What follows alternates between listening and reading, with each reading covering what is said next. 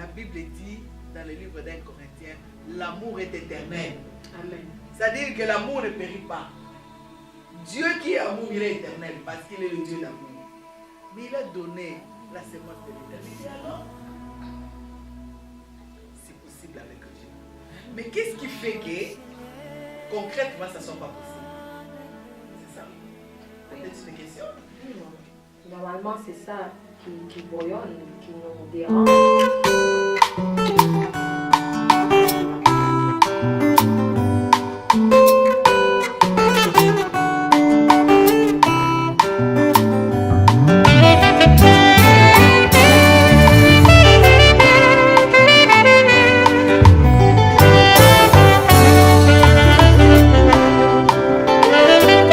Nakoki te koboma ye, nakoki te kofanda kinyo, nakoki te nazanga maloba ye, nakoki te nakanga monoko, bolamu ya Nzambe eleki bomoninga, nakoki te koboma ye, awe mpona bolamu oyo osali ye. Shalom, shalom, chers internautes. Bienvenue à notre émission Femmes pleines de gloire. Nous sommes encore sur le thème du foyer. Donc, nous allons laisser la parole à notre maman Véronique qui a quelque chose de nouvelle, de nouveau, à nous communiquer. Bonjour, maman Véronique. Bonjour, sœur Sylvie, sois bénie. Bonjour, ma sœur Fabienne. Bonjour, chère Sylvie. Bonjour, maman Véronique. Bonjour, que Dieu vous famille, bénisse. que Dieu te bénisse abondamment. Amen. Et je dis bonjour à nos chers internautes. Soyez les bienvenus sur notre plateau Femmes pleines de gloire. Et normalement, on a beaucoup de questions. Beaucoup. Et j'ai une question qui bouillonne tous nos internautes. Et alors, j'aimerais commencer par là. Et après, peut-être Maman Véro, s'il a d'autres choses à nous dire, elle va pouvoir continuer. Mais cette question, c'est celle-là qui va débuter notre émission. Maman Véro, est-il possible de garder l'intensité, la chaleur de l'amour jusqu'à la fin? Parce que après avoir reconstruit, on a bâti notre foyer. Et là maintenant, est-ce que c'est possible de garder cette chaleur? Est-ce que c'est possible de garder cette intensité Ou de jusqu'à la Oui. fin, jusqu'à la Et mort? ramener même le premier amour. C'est ça, voilà. Est-ce que c'est possible? Que Dieu soit béni. Merci Amen. pour la question, elle est très bonne. Mais avant que je réponde à cette question par l'aide de Dieu, je voulais saluer vraiment toi qui es fidèle. Je voulais te dire que je vais te faire aussi un petit coucou. Merci beaucoup, merci pour ta fidélité dans cette émission, la confiance que vous mettez vous tous dans cette émission Femmes pleines de gloire. Quand je vois le nombre de vues là où je me dis, oh le Seigneur vraiment a voulu que cette émission soit une émission du temps pour la femme. Et merci pour toi qui est là pour la première fois pour suivre cette émission. Tu ne vas pas être déçu. Reste là et tu vas voir que tu auras la réponse à quelque chose. Parce que Dieu n'a pas permis que tu sois là pour rien. Soyez tous bénis dans le nom de Jésus. Amen. La question qui m'est posée, on m'a posé la question pour savoir si on peut maintenir le flamme d'amour pour toute la vie. Parce qu'on a dit que le mariage, c'était pour toute la vie. Ouais. La durée, l'échéance du mariage, c'est jusqu'à ce que la mort nous sépare. Et c'est possible, la chaleur là du fiançailles, on rentre avec, on demeure avec, on reste avec, on vieillit avec. Est-ce que c'est possible? Sylvie, est-ce que c'est possible? D'après les émissions et les exhortations de Maman Véronique, on sait que notre Dieu est grand. Oui. Oui. Elle a vraiment des réserves. Bien aimé, il y a une femme qui m'avait posé la question. C'était pas une question. Qui me disait, Maman Véronique, je sais que tu peux donner des conseils. Je sais que tu peux parler des choses qui sont réelles bibliquement. Mais vraiment dans la vie comme ça là. Il dit, je ne sais pas, Maman Véronique, toi tu es au Canada. Mais un Congolais, parce que c'était au Congo, un Congolais, resté amoureux. Maman, tu as déjà vu ça? Il me dit, un Congolais resté amoureux. Ah maman, même s'il prie comment, même s'il est qui. Tu as déjà vu un Congolais rester amoureux? J'étais en train de rire pendant qu'il me posait la question. Il me dit, Maman, pourquoi tu ris de moi? Un Congolais déjà qui t'épouse, quand tu dis chérie, il dit ah toi aussi. Si je ne t'aimais pas, est-ce que j'allais t'épouser? Hein? N'est-ce pas, mes parents m'ont proposé une autre femme. Si je t'ai épousé, c'est parce que je t'ai aimé. Et si je ne t'aimais pas, je ne pouvais pas te mettre dans ma maison. Et pourquoi je t'ai doté? Pour un Congolais, doté, c'est fini. Ça signifie une marque, un cachet d'amour qui reste pour la vie. Qu'importe ce qu'il peut faire, il t'a épousé. Ça signifie que c'est un cachet. J'ai rigolé comme un petit enfant. Amen. Amen. Un programme avec Dieu. Un programme pour notre bonheur, femme. Un programme. C'est possible. C'est possible. Il y a des choses, quand bien même on ne vit pas cela, mais à la lueur de la parole de Dieu, on peut comprendre que c'est possible. À la lueur de la parole de Dieu, on peut comprendre que c'est faisable. Maintenant, ça dépend de ton vouloir. Cet homme-là dit à Jésus, si tu veux, Jésus a dit, si tu veux, tu peux guérir. C'est-à-dire, si Jésus veut quelque chose, il peut le faire. Et je voulais dire à une femme, telle qu'il est, tel que nous sommes dans ce monde, si tu veux, tu peux. C'est question de vouloir. C'est question de vouloir. Mais pratiquement, en réalité, moi je pensais que les Blancs même, quand ils se font des bisous, cette chaleur-là reste. Mais si ça restait, pourquoi il y a des divorces? Si ça restait, pourquoi il y a des remariages? Si ça restait. Mais avec Dieu, ça peut rester. Vous savez, quand notre foi bascule, l'ennemi s'engage, il rentre dans nos cœurs par rapport aux difficultés que nous vivons dans les couples. C'est là où la rébellion vient dans la vie de la femme. Des fois, je me dis, c'est sûr que Dieu a dit à la femme de se soumettre parce qu'il savait que dans la femme, il y a la rébellion. Parce que moindre quelque chose, la rébellion rentre. La tétitude rentre. Tout rentre. Et quand la femme se rébelle, elle commence à se mesurer avec l'homme. Quand la femme se rébelle, elle commence à se voir ses capacités, ses diplômes, ce qu'elle est capable de faire. Quand la femme se... Le diable pousse la femme à arriver jusque-là. C'est pourquoi la femme ne peut pas rentrer dans les programmes de comprendre qu'avec Dieu, l'amour peut rester. La Bible dit dans le livre d'un Corinthien, l'amour est éternel. Amen. C'est-à-dire que l'amour ne périt pas.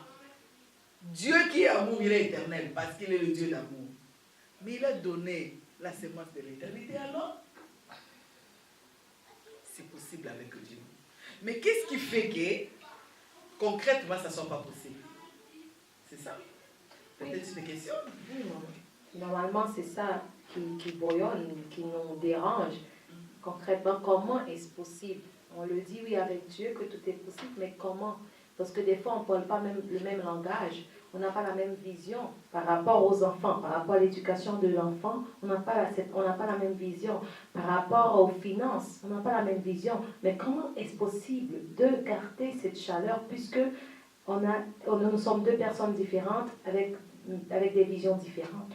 C'est sûr que si je comprends bien ta question, tu veux dire que quand on était à deux, on venait à peine de se marier, on pouvait se faire des bisous, on pouvait sortir, il y avait une certaine chaleur. Quand les enfants s'introduisent, l'école commence, il y a des choses qui rentrent et qui changent la vision, qui changent la compréhension des choses. C'est là où ça dérange certaines choses.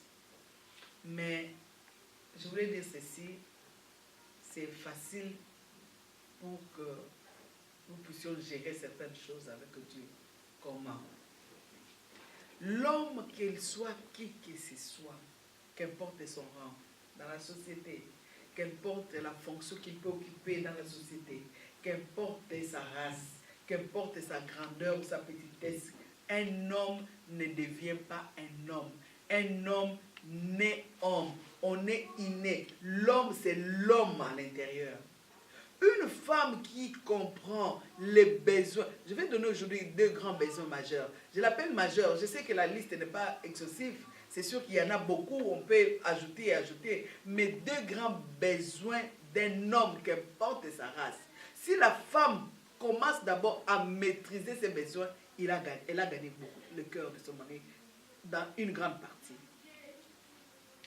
L'homme, la hiérarchie que Dieu a placée dans la Bible, dans le livre des Corinthiens, là où il dit c'est Dieu, il dit c'est Christ, c'est l'homme et la femme. Une femme qui bafoue, qui méprise, qui détruit cette hiérarchie, détruit le cœur de l'homme. Si tu veux garder cette flamme allumée, ne fais pas rentrer les enfants dans les choses. D'abord, c'est l'homme, parce que quand vous êtes mariés, les enfants n'étaient pas là. Mais une femme qui comprend cette hiérarchie et qui travaille dans tout par rapport à cette hiérarchie, gagne déjà une partie du cœur de son homme. Bien aimé, je voulais dire pour ce programme, je vais commencer à redire que d'abord il faut comprendre qui tu es. La femme est faite différemment par rapport à l'homme. Même à ce qui concerne les émotions, les sentiments, et tu vas voir que la femme est différente. Même tu vas remarquer qu'une fille, dès qu'elle est bébé, commence à jouer avec les poupées, tu vas voir, elle commence à s'émirer. Et un petit garçon, il joue avec les autos, et il commence... Même ça signifie que nous sommes différents. Les désirs, nous avons des désirs différents. Même la volonté, parce que tout c'est dans l'âme, c'est différent parce que nous sommes différents. Physiquement, nous sommes différents. Alors, tu dois d'abord te connaître. Même spirituellement, toi femme, tu dois te connaître. Même physiquement, tu dois te connaître que je suis différent. Même par rapport à mes réactions, je suis différent. Et comment réagir maintenant par rapport à cette différence avec mon mari? Le plus grand besoin majeur, je disais, la hiérarchie. Mets ton mari à sa place. Un homme qui se sent respecté. Un homme qui se sent valorisé. Un homme dont la femme lui met à sa place de l'homme. Un homme dont la femme lui met dans la place où Dieu voudrait que la femme lui mette. Cet homme-là, c'est un homme qui a des réactions différentes. Vous savez, on peut accuser les enfants, ils s'occupent de voir les enfants, mais comment tu les traites pendant que tu l'invites à participer à quelque chose que tu as besoin? Est-ce que tu lui mets à sa place? Même la façon de demander un service, c'est nos partenaires, c'est nos amis, le mariage c'est une amitié, c'est un lien d'amour, mais il y a une place pour chacun. Même la façon de demander quelque chose, ça va définir si on le met à sa place ou pas. Bien sûr. Dis-moi, Georges, vraiment, on est venu à 17h nous deux. Je suis en train de faire la cuisine. Est-ce que toi, en tant que papa, tu ne peux pas comprendre que cet enfant-là, depuis qu'il est sur la table, que tu ne peux pas l'aider à faire son devoir là? Ça, tu es en train de parler à un subalterne ou bien à un chef. L'homme est le chef. Ce qui tue les femmes aujourd'hui, c'est cette notion-là. Dis-moi, tu parlerais ainsi à ton chef? Non. Pourquoi? Parce que c'est mon chef. Et donc, c'est non? Pourquoi tu parles ainsi? Parce que ce n'est pas ton chef, c'est clair. Vrai ou faux? Vrai. Vrai? Ça signifie comme ça. Hein? Non, si elle peut parler à n'importe comment, c'est parce qu'elle n'est pas son chef. C'est ce ça. que je peux dire. Donc, c'est ce qui détruit l'harmonie, qui fait en sorte que ce feu-là s'éteigne. Quand il n'y a pas considération de la hiérarchie. On peut être amis intimes, mais je connais ma place et je connais la place de mon mari. On peut être complémentaires comme la Bible dit, mais je connais ma place. Je connais la place de mon mari. Vous savez Esther, hein? J'aime cette femme. Esther, elle savait, elle dit, je peux tout manquer, mais avoir le cœur de mon mari.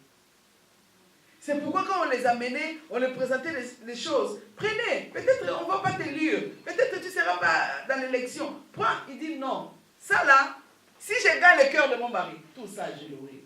Mais si je gagne ça et que je manque le cœur du roi, c'est insensé. Il faut savoir gagner les cœurs de son mari. Quand on gagne les cœurs de son mari, on a tout. Et le cœur de ton mari sera gagné comment? La première, je vous dis toute race confondue. Un homme qui se voit respecté. Et c'est ça le secret d'Esther. Elle savait que Vachi avait manqué du respect. Elle savait que Vachi était destitué à cause de ça. Elle dit, moi je travaille sur ça. Vous voyez pourquoi les femmes qui sont dehors gagnent? Parce qu'ils travaillent sur ce que les femmes de la maison négligent. Après tu vas dire, il est coureur de jupons. Il est sorti comment? Il y a des choses à ne pas négliger. Gagner le cœur de son mari, c'est d'abord le considérer, le mettre à sa place, le respecter en tant que tête. Sans la tête, le corps est inutile. Parce que la tête, c'est là où ça résonne, là où ça... C'est ce qui soutient même tous les membres ici. Mais si cette place, l'homme n'a pas, ta maison est basculée. Qu'importe l'assemblage des matériaux que tu mettras, qu'importe le temps que tu mettras dans ton programme, ça c'est un besoin majeur de l'homme. Et le deuxième besoin, que moi je trouve ça, je sais, je vais répéter encore que la liste peut être longue, mais j'ai pris 2. Parce que ça là, il y a beaucoup de femmes qui négligent ça.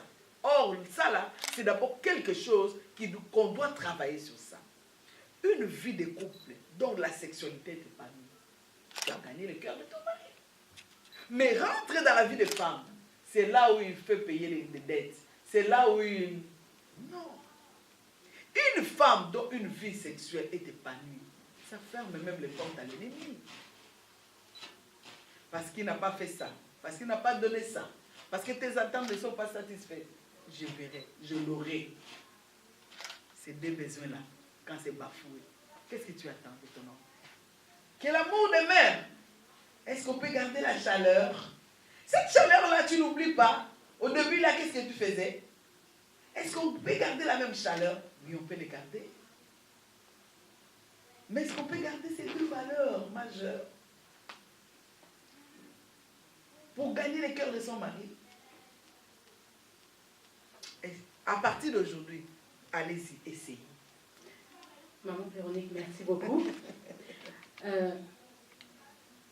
La Bible dit que, quelque part dans le Nouveau Testament, que le Seigneur soutient toutes choses par sa parole puissante et permanente. Amen. Est-ce que cette parole ne suffit pas? Est-ce que Dieu, le fait qu'il soutient, n'est pas suffisant pour pouvoir maintenir, solidifier un couple? Ou est-ce qu'il faut l'élément sexuel, comme vous avez mentionné, est important? Dieu est tout, mais c'est lui. Bien, je voulais te dire une chose. L'homme a été créé l'homme. Le sexe de l'homme n'était pas modifié parce que la femme est venue. L'homme était créé avant la femme. Le corps de l'homme n'était pas modifié parce que Dieu voulait une aide.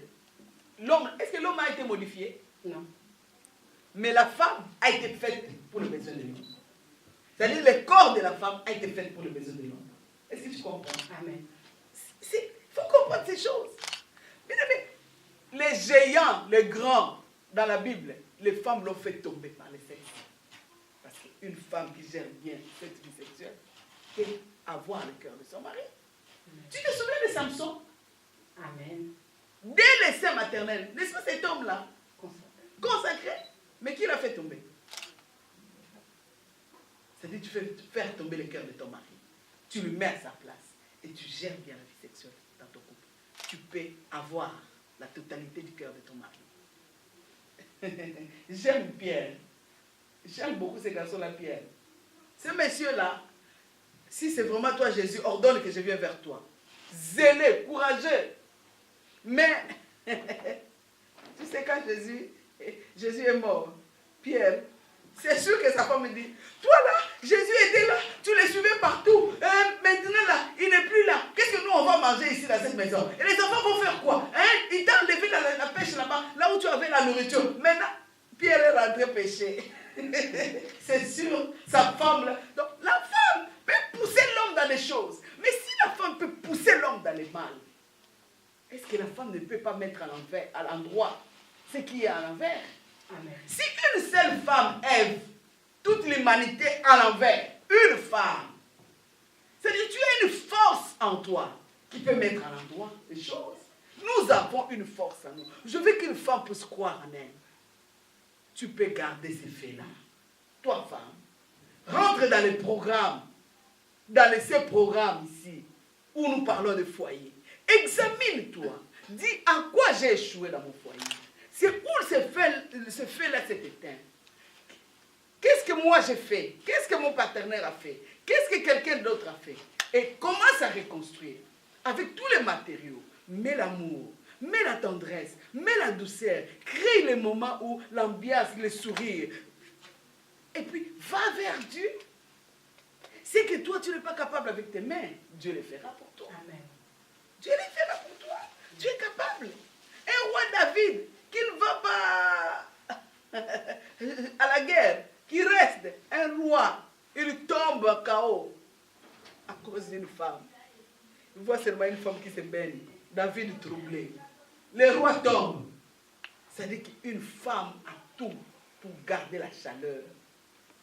Qu'il soit congolais, je réponds à la femme là qui m'a dit, un Congolais qui te dit, je t'ai déjà épousé, qu'est-ce que tu fais encore? N'est-ce pas, j'ai noté, avec l'argent là qu'on a donné, j'ai noté. Tu peux maintenir son cœur. Parce qu'au-dedans de toi, tu as une force. Au-dedans de toi, tu es capable.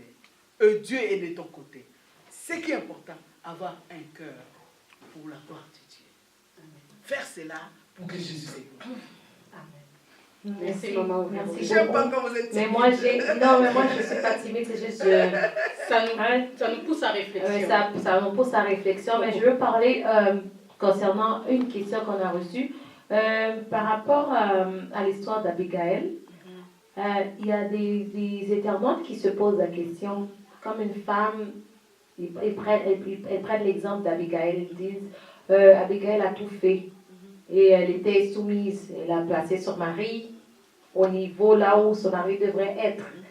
Mais quand même, elle a été maltraitée, je peux dire, son mari ne la respectait pas, et elles se disent, maintenant oui, Abigaël, son mari a été tué, certes, mais une femme qui est dans la même position d'Abigaël en ce moment.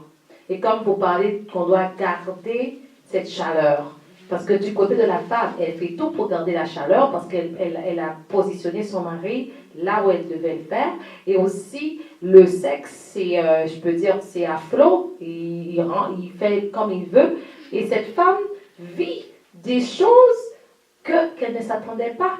Parce qu'elle travaille, comme vous dites, qu'elle a travaillé, elle a planifié, elle a fait des programmes pour vivre autre chose, pour vivre autre chose de la part de son mari. Mais le résultat est complètement différent. Qu'est-ce qu'on peut répondre à une femme? Ça, c'est un exemple formidable. Écoute, tu peux comparer Nabal avec David. Oh mon Dieu. Il y a des choses où Dieu peut y régler. Abigail, est-ce qu'elle-même, quand elle s'est mariée avec Nabal, elle pouvait savoir qu'un jour elle sera reine? Elle voyait Nabal, son mari, mais elle est devenue la femme d'un roi. Pourquoi? À cause de ce qu'elle a fait. Il y a des choses, quand on n'est pas capable, Dieu va régler. Amen. Dieu savait que cette femme, non, sa position était royale. Dieu savait que cette Abigail, c'est une femme qui... j'aime cette femme. C'est la sagesse même incarnée dans la vie de cette femme. Cette femme qui s'est parlé avec son mari au moment où il faut.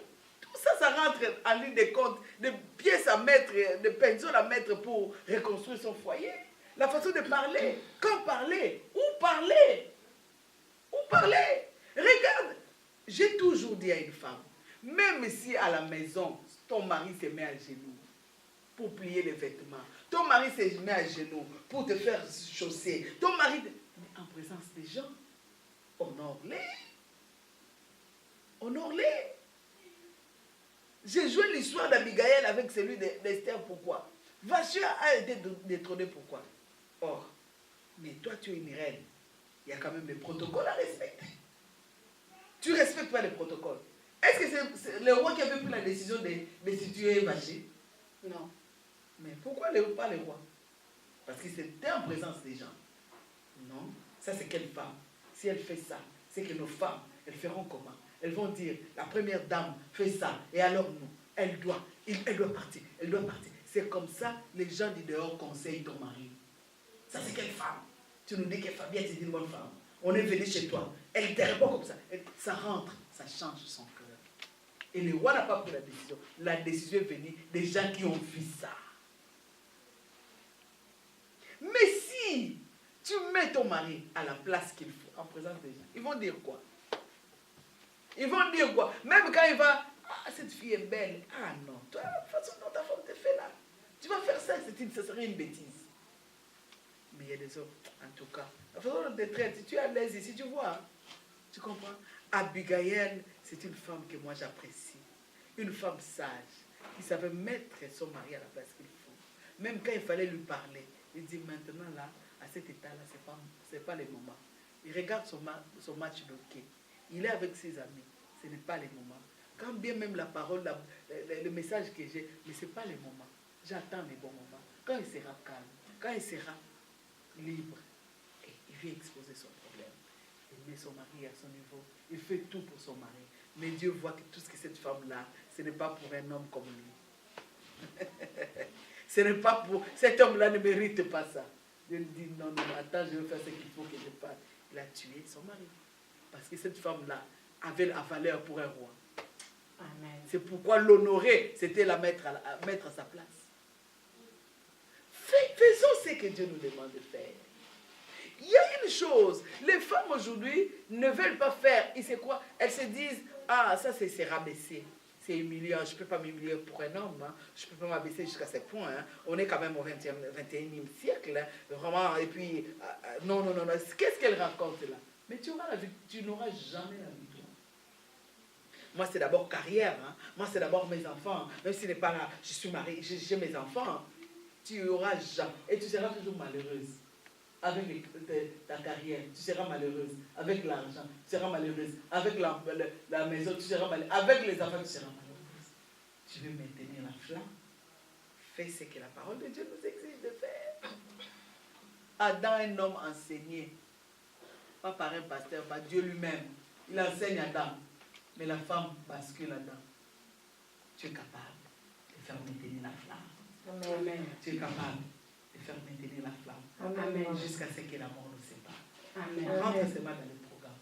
Mets ton temps. Comme tu prends le temps pour te maquiller, mets ton temps. Mets ton cœur dans ton mariage. Crois à ton mariage. Crois à la reconstruction. Crois à ce que Dieu est capable de faire. Va devant Dieu. Fais ce que tu peux avec tes mains. Fais ce que tu peux avec ton cœur. Fais ce que tu peux avec ton langage. Fais ce que tu peux avec ton comportement. Le reste, dis Seigneur, je ne suis pas capable. Ça, tu le fais pour moi. Ce que je veux, c'est que mon couple soit reconstruit. C'est que mon couple soit bien fondé. C'est que l'amour de mon mari vienne. Le cœur de l'homme, c'est Dieu qui met l'amour. Dieu est capable de rallumer, de donner un zèle nouveau dans le cœur de ton mari. Il revient vers toi, un homme transformé. Il revient vers toi, plus chaleureux que celui que tu as connu le premier jour. Tu es capable de le faire. Amen. Merci beaucoup. Merci. Oui, c'est encore possible. Merci beaucoup, Maman Véronique. Je peux dire que c'est très fort, c'est très puissant. Mais j'ai quelque chose par rapport à la vie sexuelle, dont vous avez dit tantôt. Moi, je me suis dit, est-ce que le sexe peut régler tout? Parce qu'il y a certains couples, comme les commentaires qu'on a vus, il y a certains couples qui cherchent comme à régler certaines choses par le sexe. Soit le mari, il devient très amoureux, il devient très romantique quand il veut avoir le sexe. Il commence même à faire des tâches ménagères. Et après avoir reçu, il change de Et façon. puis, après avoir reçu, il change. Qu'est-ce qu'on peut dire à ce genre de personnes qui vivent cette situation-là? Parce que nous, on sait que dans le sexe, c'est un moment où on doit se réjouir, nous deux. C'est-à-dire que tu ne dois pas le faire parce que tu attends à quelque chose. Je parle aussi pour la femme. Tu ne dois pas aussi priver parce que tu n'es pas en commun accord avec ton mari, il y a un problème. Mais je pense que le sexe ne devrait pas être comme soit une paye, ou soit une récompense, comme tu le dis, ou soit une conséquence. Amen. Ce que je suis en train de parler en parlant du sexe, c'est une relation harmonieuse. une relation en relation avec la parole de Dieu. C'est que je condamne dans cette relation les femmes qui martèlent leur mari. Je l'aurai. Je vais l'avoir. Il verra. Je vais le faire payer. Ça, ce n'est pas la compréhension de la parole de Dieu. Qu'est-ce que la Bible dit? Est-ce qu'on peut lire même 7, 1 Corinthiens 7, Corinthiens 7, 5, je pense. Corinthiens 7, 5.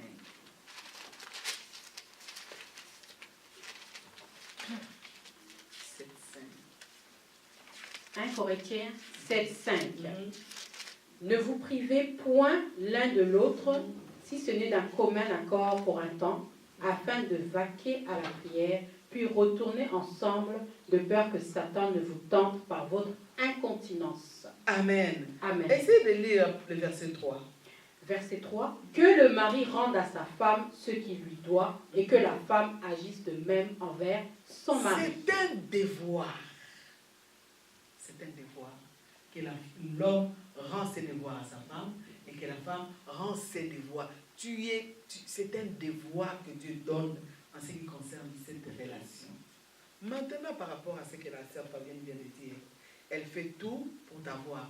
Et après, mais tu m'avais dit que je vais te donner après. Mais demain, il aura encore besoin.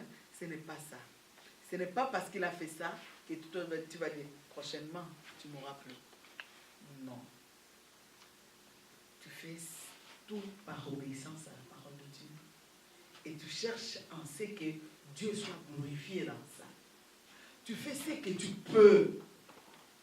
Même s'il vient faire ça, parce que pour un motif quelconque, mais Dieu va régler. Ouais, les cas d'Abigail, Dieu a réglé. Amen.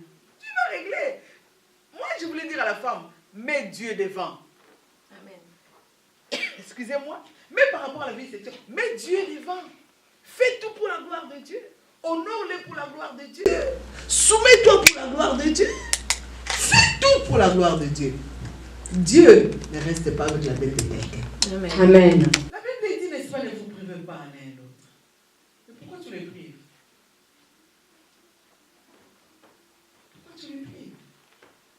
Je vous ai dit que les désirs, même les degrés de désir, c'est normal peut-être que ce soit différent. C'est par rapport que l'homme et la femme ont été créés différemment. Est-ce que la femme n'a pas de désir aussi? Dis-moi si tu vas vers lui et que lui dit non, parce que tu n'as pas fait ça, parce que tu n'as pas fait ceci. Comment serait ta réaction? Je me dis que les hommes ne disent pas ça. Parce que les femmes sont possédées. Parce que les femmes sont possédées. Vous savez, il y a beaucoup de femmes qui sont possédées et qui s'ignorent. Hein? Parce que les femmes sont possédées. C'est la rébellion dans la femme, c'est dans tout. Tu te crois forte. Tu te crois... Non. Non. Bien-aimé, Dieu voit tout. Dieu connaît nos cœurs. Laisse tout. Mets Dieu devant tout. Honore ton mari. Laisse faire en sorte que la vie sexuelle soit agréable, harmonieuse et ça glorifie Dieu. C'est deux grands besoins majeurs. Le jour où une femme va commencer à le... Parce qu'il y a des femmes, sexuellement, elle n'a pas de problème. Mais pour mettre l'homme à sa place, parce que j'ai entendu une femme, moi je ne le prive pas. Je ne le prive pas. C'est une histoire de 5-10 minutes. Je ne le prive pas. Mais, non, il faut voir comment il s'est conduit. C'est un homme irresponsable. C'est un homme... Vraiment. Et puis ça là, tu dis aux étrangers. Maman, n'est-ce pas, il est dit aux portes de la ville, le mari là qui avait comme femme vertueuse, on l'acclamait. Et monsieur Alphonse, monsieur Thomas, monsieur Guy, à cause de sa femme. Tu méprises ton mari. Il n'a pas sa tête sur place. Ça c'est un homme. Même si tu lui donnais ton sexe comme tu voulais. Le fait que le premier besoin là, l'homme c'est ça. Méprisé. De la même façon où la femme qui est frustrée parce qu'elle ne se sent pas aimée. N'est-ce pas, quand tu ne te sens pas aimée, quand tu te sens rejeté, ça te frustre, n'est-ce pas? La même façon que tu te sens frustré, c'est la même façon que l'homme est frustré quand tu ne le mets pas à la place qu'il faut. Ce n'est pas seulement ton cœur qui est blessé, le cœur de Marie est blessé. Ça demande Et tu as les problèmes avec Dieu. Ça demande une conquête. tome pour conquérir. On est là, on est là. Merci Que Dieu nous beaucoup, fasse grâce. merci beaucoup, maman Véronique, vraiment pour ces électrochocs qu'on a reçus. On pensait que ce serait les partenaires qui recevraient les électrochocs, mais c'est nous. Non. Écoute, on n'est pas là pour accuser, non. On fait ce que Dieu nous demande de faire, le reste Dieu fera. Amen. Amen. Donc, si vous voulez mettre en pratique ces conseils, donc de commencer directement à expérimenter et puis à programmer, venez jeudi 19 avril. Jeudi 19 avril, nous avons un programme de prière Femmes à genoux pour vaincre les géants. Peut-être que tu n'arrives pas à mettre ton mari à sa place parce qu'il y a une géantesse qui s'est placée à une femme forte ou un homme fort ou une bande armée de géants qui se sont placés. Viens le jeudi 19 avril où nous sommes conduites par Dieu à travers Maman Véronique dans des sessions de prière où nous sommes à genoux devant le trône de Dieu pour casser ces chaînes, casser ces géants et les abattre. Donc, oui, c'est certain. Normalement, comme tu as dit, nous avons reçu des électrochocs. Alors, encore, on est un peu on tremble par rapport à cette parole, par rapport à tout ce que nous avons à faire, nous les femmes, et nous devons travailler sur nous-mêmes aussi pour pouvoir conquérir notre foyer, parce que c'est une marche, comme on l'a dit. Même la parole de Dieu nous demande, Dieu a demandé au peuple de marcher, c'est-à-dire on doit marcher pour conquérir, et tous ces programmes-là, c'est ça la marche. C'est peu à peu, étape par étape, jusqu'à ce qu'on arrive à la conquête de notre foyer. Alors pour le 19 avril, nous serons au 24-20 rue des Carrières. C'est dirigé par le pasteur Pierre Moncandila, mais nous serons avec Maman Véro. C'est-à-dire, c'est vraiment des prières fortes où nous allons prier, où nous allons chercher la face de Dieu pour nos vies, pour nos enfants, pour nos maris. Et si vous avez des questions par rapport à nos thèmes pour l'émission Femmes pleines de gloire, vous pourriez toujours nous contacter au 514-677-2893 et au 514-653-6297. Ce sera un plaisir pour nous de vous répondre. Et aussi, vos commentaires sont les bienvenus. et si vous souhaitez revisionner les anciennes exhortations qui sont très importantes, donc n'oubliez pas, vous pouvez le regarder sur Facebook ou sur YouTube en émettant vos commentaires, vos réactions, même si elles sont très basiques. Donc n'hésitez pas, Maman Véronique répondra lors des prochaines émissions. Et aussi, j'aimerais inviter nos chers internautes à s'abonner sur YouTube.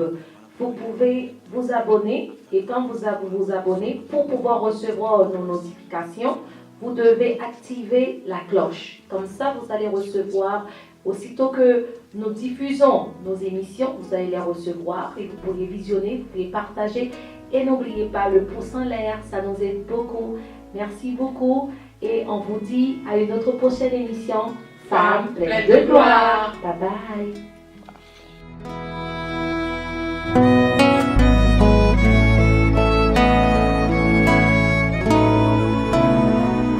C'est encore possible de vivre la gloire passée, de reprendre force, évidant la main cachée. C'est possible de